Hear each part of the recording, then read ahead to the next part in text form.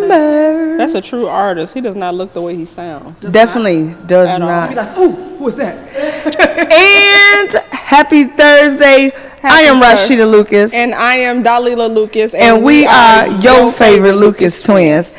Straight from the South Side. That's SOUFSIDE. I know how to spell. How are you today? I'm great at yourself. Oh, I'm freaking wonderful. Yes. You ready for today? I've been ready. I know. I woke up excited, like, hey. On Thursdays, I be like, I can't hit the nay-nay, but I hit it. What did you hit? Did you hit the tay-tay? I hit the day-day. The day-day, right, because your name started with a D. Mm-hmm. You're such a creep. Yeah. That was so cornballish. Yeah, hit the I'm day-day. going to get you an elotes. For you would hit the Ray-Ray. I would hit the Ray-Ray, and she would hit the JJ? The JJ, yeah. Oh, okay. Day, Ray, J, Ray, Day. Come on. Okay, I don't know how to respond to that. In news, man, what's going on in the news? I don't watch the news. It's too negative for me. I don't watch it either. There's no TVs. We don't watch TV in my house. But we do have a special guest with us today. Yes. This show is going to be too fun. I'm going to let you know that right now. Yes. We've been knowing this lady for over 10 years. She is a serial entrepreneur. If you haven't noticed, the people we have on this show are usually serial entrepreneurs, and the women are freaking amazing and beast at it. This lady is a nail tech instructor. She also has a nail school. Nice. Okay? And there's a new location coming soon. Not only that, she's a salon owner, and she's an owner of nail products. Come on. I think she nailed it. She definitely nailed it. I like that one. You like that? She definitely nailed it. But I would like to present to some and introduce to others none other than JoVan Haney in the building. Thank you for coming.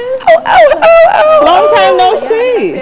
Are y'all out there, Jova? She used to do that all the time in the shop. Oh my gosh, yes. And then she'd stop. Are y'all out there? Are y'all out there? Are y'all out You there? sound just like Hove, Jove. I love him. How you doing today? I'm good. My grammar is horrible for the show. How are you doing today? I'm doing very well, thank you. Oh, that was okay. See how that goes? You said what Go happened? back like, Nice. It had in the tree. In the tree, in the bushes. We used to have a meaning to I don't know if you remember, we used to have a meaning to in the bushes. I might have told you about it, but it was Dalila and one of our good friends. It was our secret thing. Marquita friend, shout out Marquita friend, aka Nunu. When we would talk about like our adult fun with guys, you know how kids, they always, they like nosy, get into your business. So somebody be like, say if I said, JoVan, where were you last night? You'd be like, oh girl, I was in the bushes. I like that. Yeah. Until the kids caught on, like, yeah, you was in the bushes with such and such. We was like, what? Like, how did they figure that out? Who told them? You can figure it out. I think one of their daddies told them, like, oh, your mama, where was your mama last night? I don't know. But TT Rashida said she was in the bushes. Oh. So maybe it's, but like, your mama ain't got no bushes. Y'all live in an apartment. Right. Yeah. And your mama don't even like bugs, so why would she be in the bushes? Exactly. Told.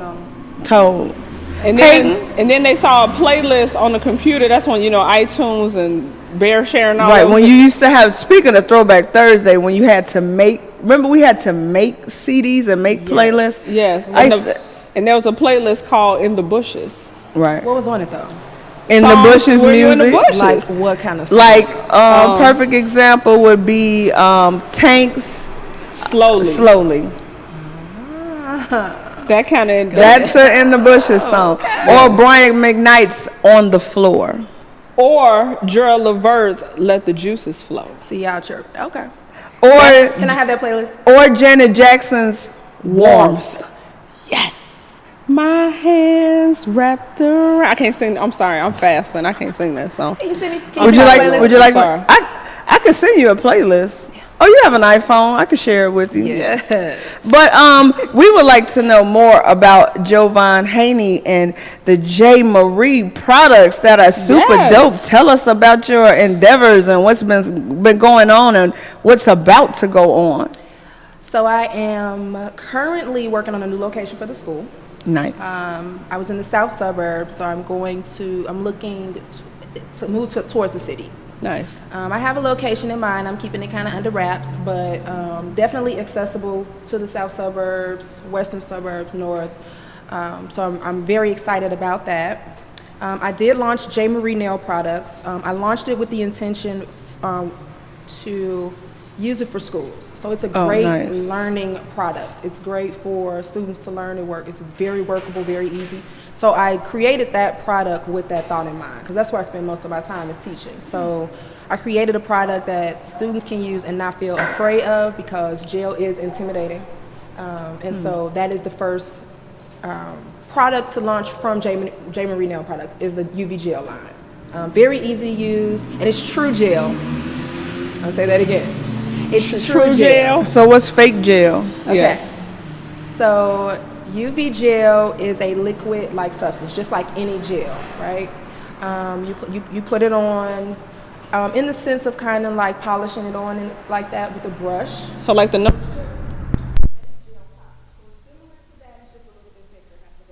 Brush, right? There's more advanced now. They have some that come in polished bottles too, but mine comes in a pot, and it has to be cured in the LED or UV light. Okay. What some places use is a powder-like substance, and they're calling it a gel powder. So it's when you have to mix a liquid with a powder that's an acrylic base. I was just about to say that. So that's the difference. Okay. They're both clear, but you have clear acrylic. Okay. Like you have clear gel. So that's what a lot of people see out in a lot of the shops that are out there. But true UV gel is softer, more flexible. It grows with your nail. And depending on where you work, you may not be able to use acrylic. So you have this gel that you can use because it has no odor. You can use that. Really good in salons, especially when it's hair, aesthetics and all that in one space and you don't want that smell. It's a very good product to use for that. Oh, nice. Yeah, so I have that. Of course, I still am a nail tech. I nail tech it every day, every week. Since I've been relocating to school, I've just been nail teching it, which I love. I've done some hair for a while, but nails is it. It's my creative space. I love art and stuff like that, so nails is challenging because nothing is the same. Okay. So that's why the J is beyond basic is me for sure, because I know no one is the same. I love recreating, changing, all that. Of course, I do shirts. I do t-shirts. Oh, good, because we need some shirts, man. Yeah, we definitely need Gotcha. some shirts. They're gonna say we look alike. You, They look alike. I don't see it. Sort of. Sort of. But yeah. So yes, I do the shirts. I work in a salon. Actually, I don't own that particular salon. Okay. So I'm currently working in a salon, 1035 Salon. Shout out to my 1035 family. I love them. We're at 1035 East 75th. A group of amazing stylists, barbers, nail techs in there. So I'm working in there with them. Donnell Digby actually owns 1035 Salon. He's actually the owner of the Woodline also. Okay. So we have a great group in there. I love being in the salon. So my thing isn't to own. I've had one before, but my thing is I want to help others do that part. Gotcha. How long have you been in the nail field, in the nail tech field? Okay. So I started messing around with nails in 1996. I don't know if that tells my age. Does that tell my age? It That's does. the year How old were we you? It graduated depends from high on school. It depends on if you were 5 or 12. Okay. So how old were you in '96? 16? High school. Was it? Yeah. Okay. Okay. Started in 96, messing around a little bit. Became licensed in 2006. After that, I did nails. I did nails with you. Yep.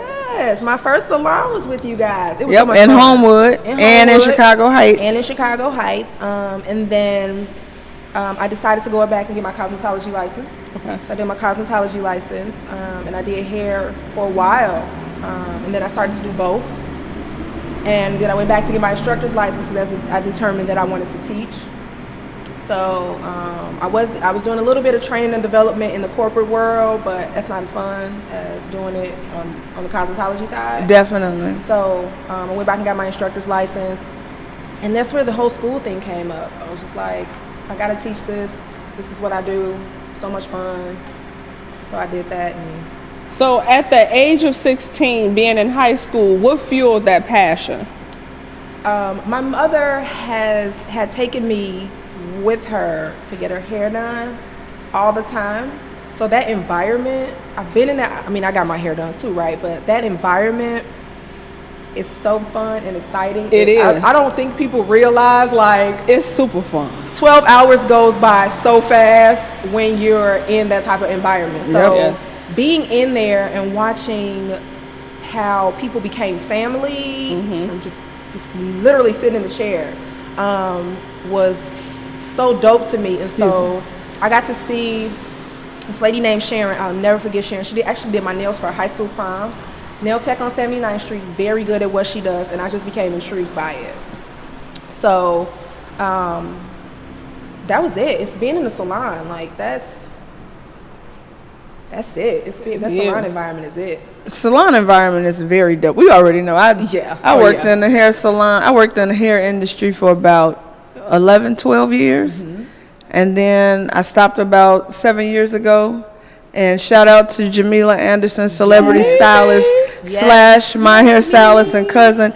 She pulled me back in about 6 months ago to help her out. Right, to help her out. So I'm there on I'm in the shop on Fridays and Saturday, and I was like, man, I miss this. But my body is like, what is your old ass doing? When I tell y'all, this lady taught me how to mummy wrap right here, like.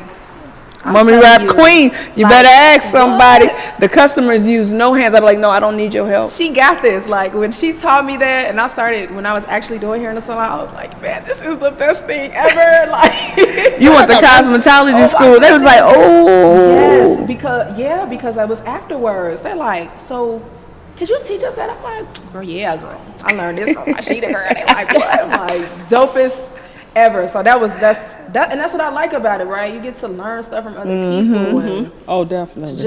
it's so cool to be in that environment. Most indubitably. So speaking of the salon environment, I think one of the things that really made me love it was because when we used to go with my mother to get her hair done, and this goes into our first topic of the day. It's a great segue, actually, because one thing I loved about it was back in the day, in the 80s, early 90s, there weren't, well, I didn't know, but there weren't many Asian nail salons out yet.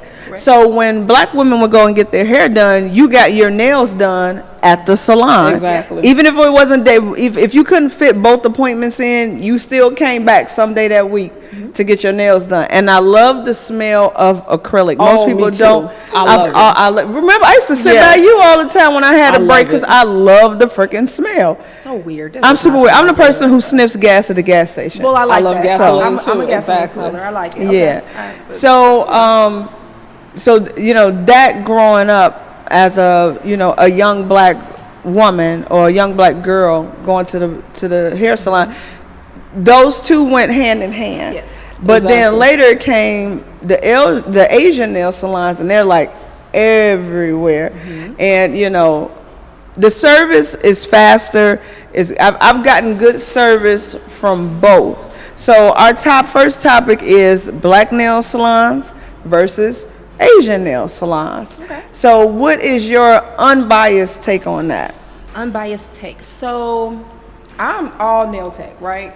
So for me, as long as your credentials are in order and you take this craft seriously, I have no issue, right? The Asian nail salon craze came about 94, 95. Okay, right? that's when I had an Asian nail tech, Stephanie, 53rd, on lunch, Kenwood, go get my nails done. Everyone in the entire establishment was licensed. So that's, what I'm saying? She practiced sanitation. They did, it wasn't they took care of business, right? The treatment, the service, everything was good. So then it became just flooded, right? Now they're on every corner. So as in my opinion, as long as, and this goes for, it goes for all nail techs. Right. Any ethnicity. License, if your state requires it. Sanitation, and continue education. That's literally all it is. Exactly. That's what it boils down to, right? So that's my opinion. As long as you follow those, it shouldn't be any issues, because there are other nail techs that don't do those things either. True. That's a great point. Oh, I'm sorry. Do you think we need more Black-owned nail salons? Yes, absolutely, right? But not just for the sake of opening. No. Unfortunately, we set a higher standard for us than we do for everyone else. So it's one of those things where, yes, we can do that. Then we have to support it. Right? Exactly. Right.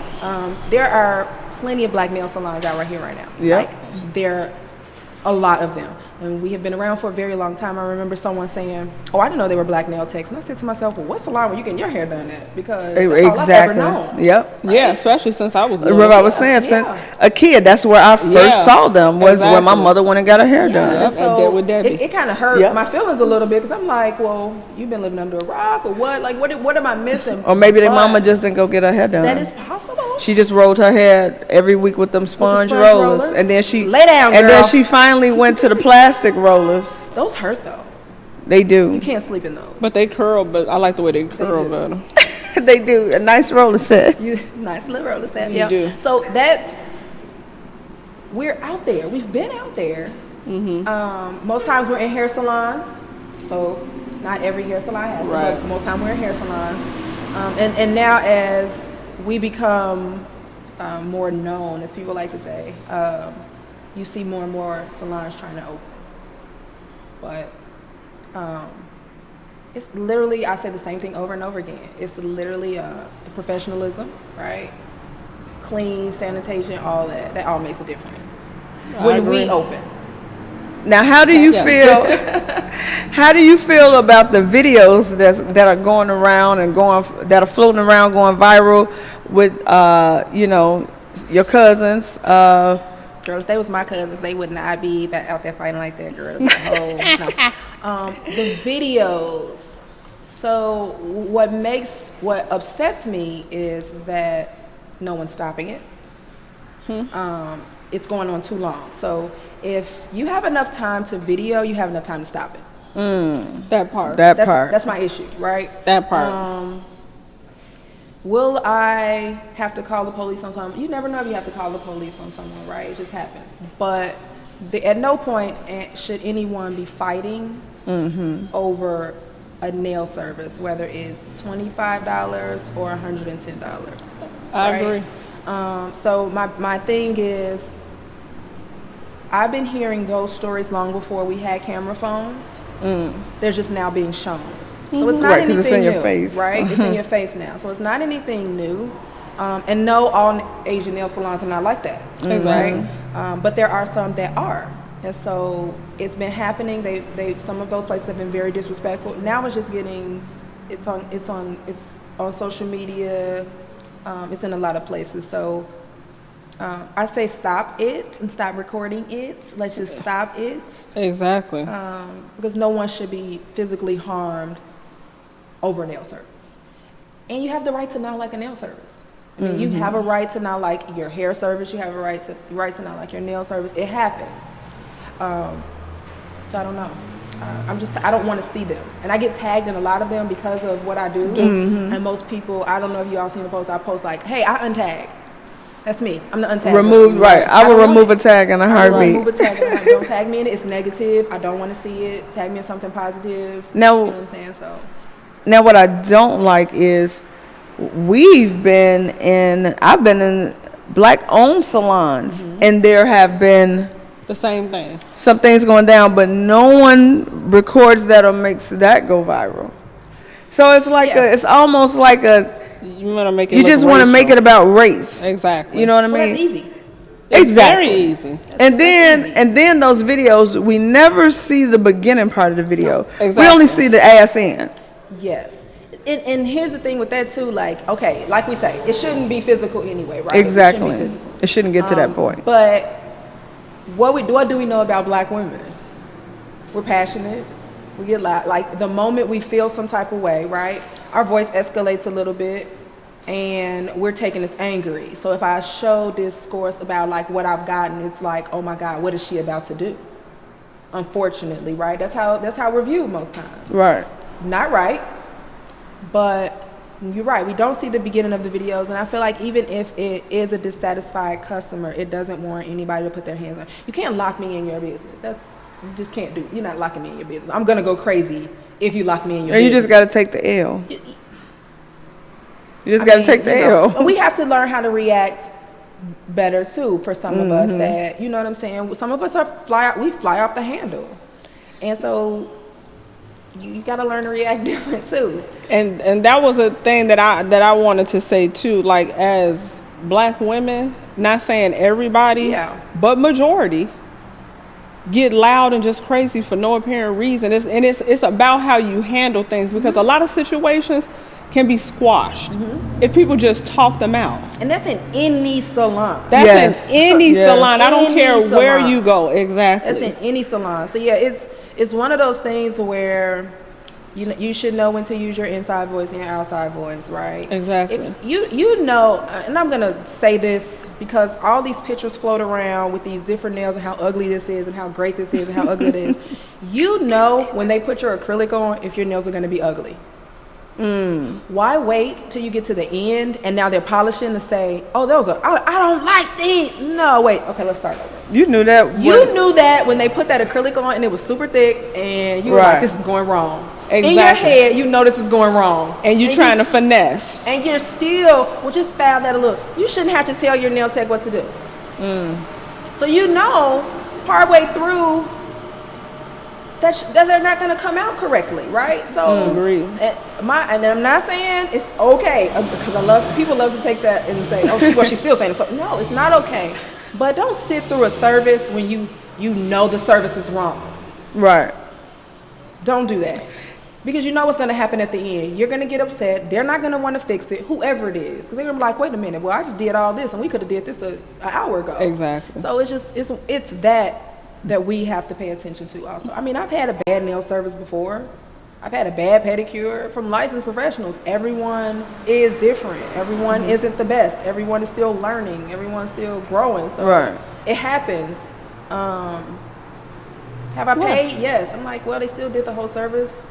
I said, well, next time, just make sure you file right here, and stuff like that. So, I mean, different people react different. We definitely should be paying attention to that part of it. Oh yeah, definitely. And you all both made some really great points, and it does go back to learning how to choose your battles. Like everything